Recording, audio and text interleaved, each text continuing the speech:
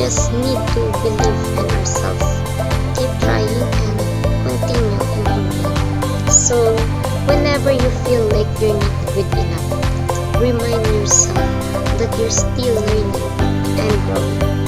Trust yourself, believe in your abilities, and don't be afraid to try. Believe in yourself because sometimes the first person who needs to believe in you is yourself. That's all.